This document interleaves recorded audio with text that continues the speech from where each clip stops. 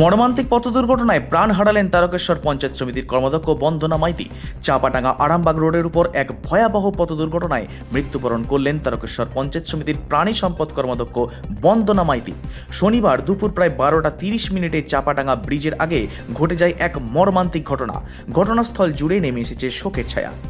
পরিবার ও পুলিশ সূত্রে জানা গেছে, এই দিন বাড়ি থেকে পুরসুরোর উদ্দেশ্যে চিকিৎসার জন্য যাচ্ছিলেন বন্দনা মাইতি ও তাঁর স্বামী সন্ন্যাসী মাইতি।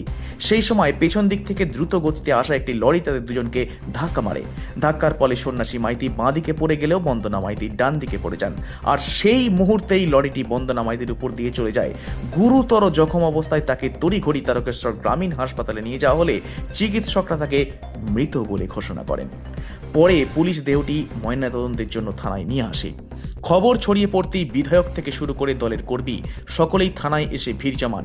শোকের আবহে গোটা এলাকা স্তব্ধ হয়ে পড়ে। তারকেশ্বর বিধায়ক রমেন্দু সিংহ রায় জানান, অত্যন্ত মর্মান্তিক ঘটনা, এই মৃত্যু কোনোভাবেই মেনে নেওয়া যায় না। তারকেশ্বর পঞ্চায়েত সমিতির সহসভাপতি অদিতি গড়াই বলেন, আমরা একজন পরিশ্রমী দায়িত্বশীল সহকর্মীকে হারালাম।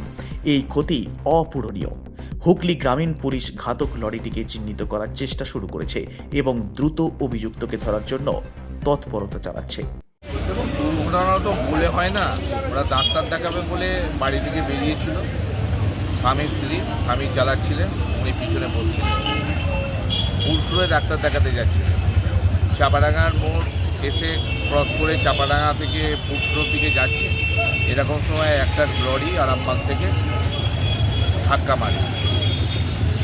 স্বামী ছিটকে বাঁ দিকে পড়ে আর স্ত্রী ডান দিকে পড়ে। লরিটার উপর দিয়ে বন্দনা মাইতির উপর দিয়ে লরিটা চলে যায়। সঙ্গে সঙ্গে স্পট ডেথ।